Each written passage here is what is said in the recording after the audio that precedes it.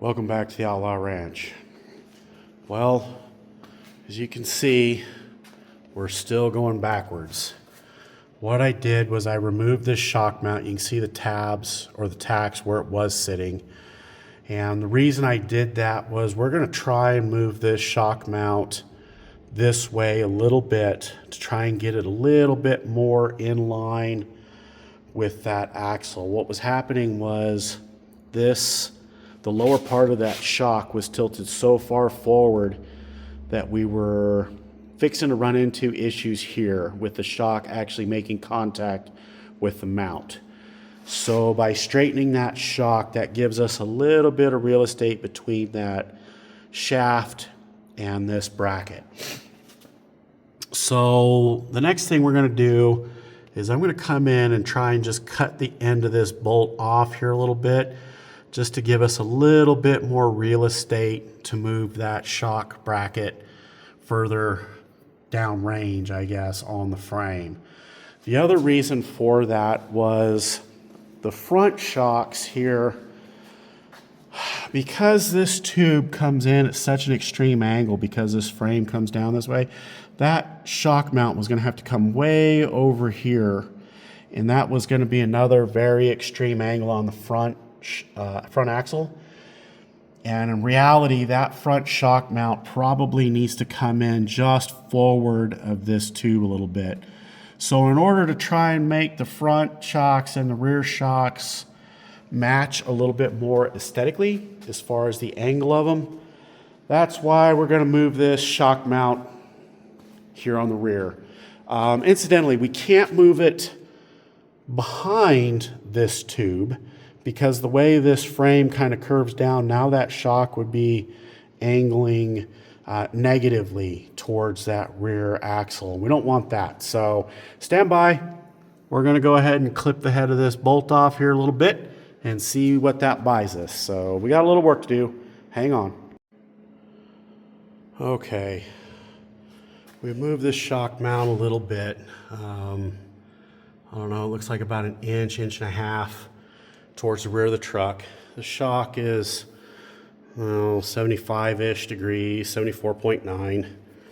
Problem is, down here, this joint on that shock is still maxed out. And because these new shock mounts actually come up a little bit higher, it has now made that a little worse. So the shock mount is now making contact with the tube here. So what I'm going to have to do is cut this mount all the way loose again, and I'm going to have to get real liberal with a grinder and grind that down so that this piece can slide closer and kind of help fill this gap that we have right here. Or what I'll have to do is actually try and make this piece fit on the other side of that tube, which means I might have to actually cut this little piece off that comes underneath that frame off. But one way or the other, this shock has got to be more vertical just so that that hind joint isn't bottomed out at the bottom. There is one other option. The option would be to actually cut this bracket down a little bit so that it will fit.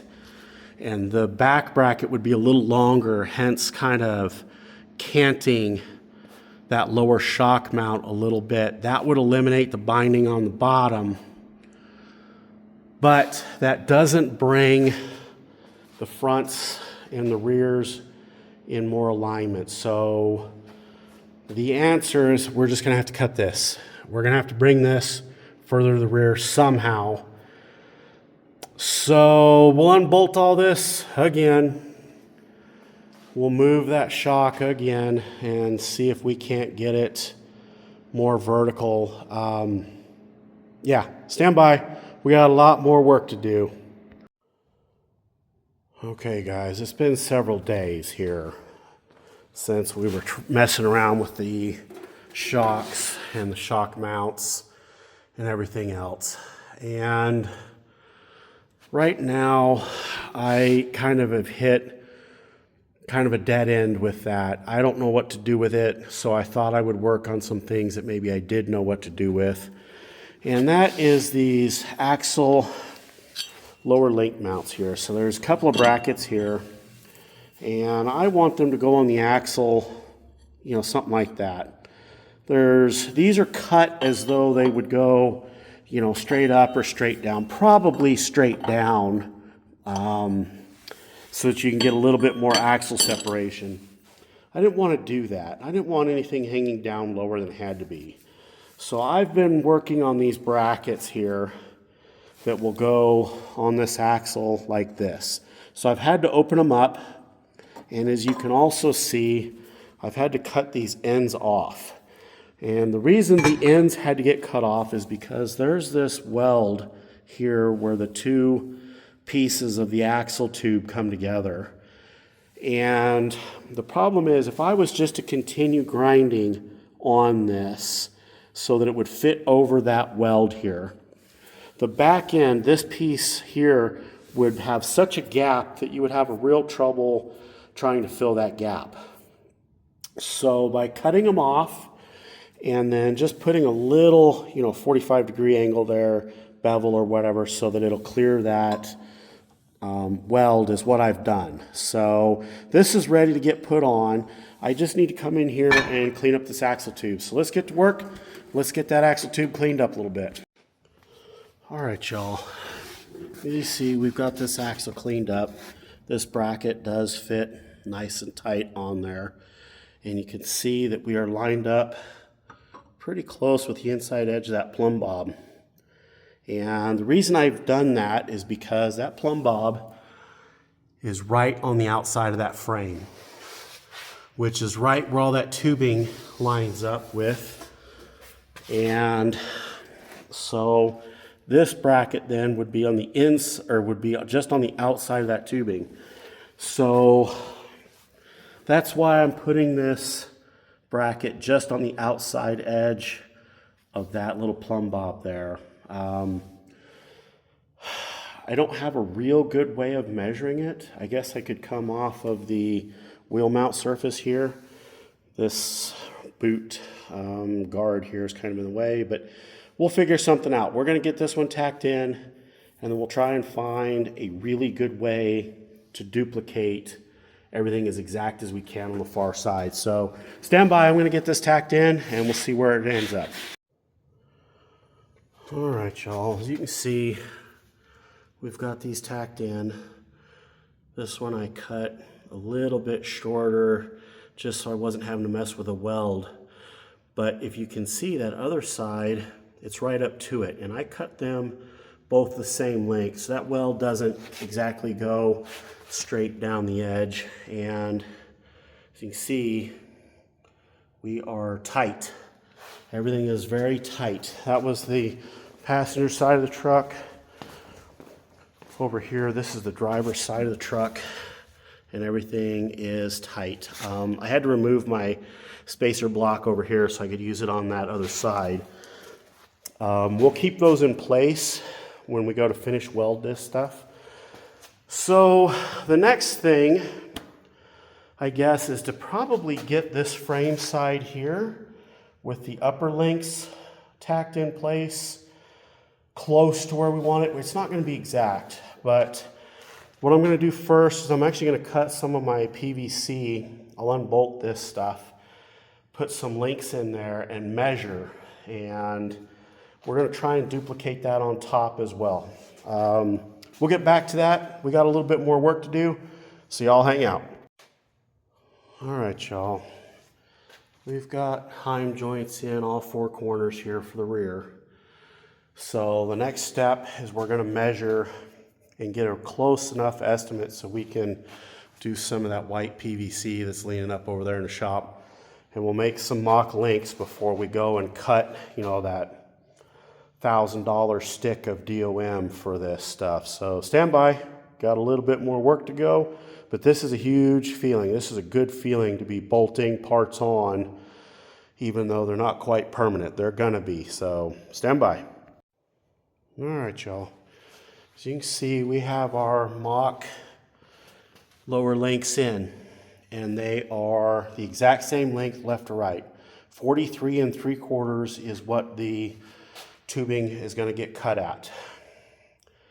So this gets the lowers done. The lowers are exact. Now the next step is to kind of mock these up here for these uppers and see kind of where this stuff is going to plane in and everything. Again, I was kind of wanting to keep everything the same length, just call it lazy redneck engineering, whatever you want to call it. But I wanted everything the same. And you'll notice I have these bottomed out. So this is as short as this can get. I did that because this axle here probably won't go any further to the rear.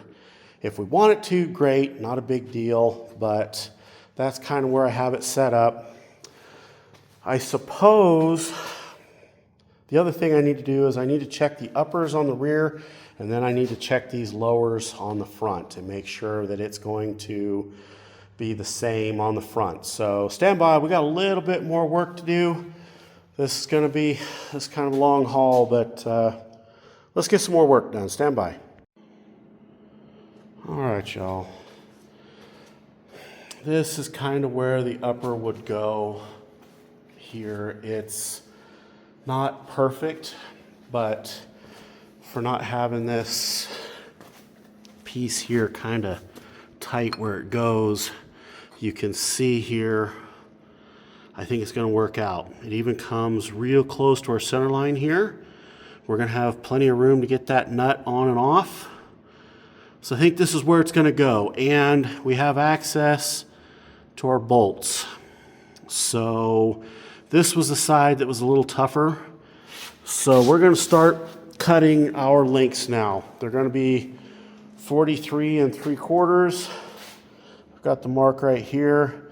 We're going to try and coax this blade to finish the job. It's in bad shape. It was the original blade that came with this saw. It's an Evolution blade. But we're going to do what we can with what we got. So stand by. We're going to try and get this cut. All right, y'all. We have all 4 of our links cut, and they are as exact as I know how to make them. This is a factory edge, and this one is a factory edge. So you can see there's like a little tiny bevel on there, but you can see here everything is as it's one piece there on both sides. It looks like it's just one solid cut all the way across there. So they are as exact as I know how to make them. Next step, let's get some of these bungs, I guess, and let's get them installed. That'll probably actually be it for now. I apologize for not getting videos out as frequently. I'm still way under the weather and just not feeling it. So I did pick up another couple of subscribers, I believe. So thank you guys for that. Thank you all for watching. I really do appreciate it. It really is exciting for me to see, you know, folks subscribe to this stuff, and so I really do appreciate it. As always, like, share, comment, subscribe, and we're going to catch y'all on the next one. Thank you.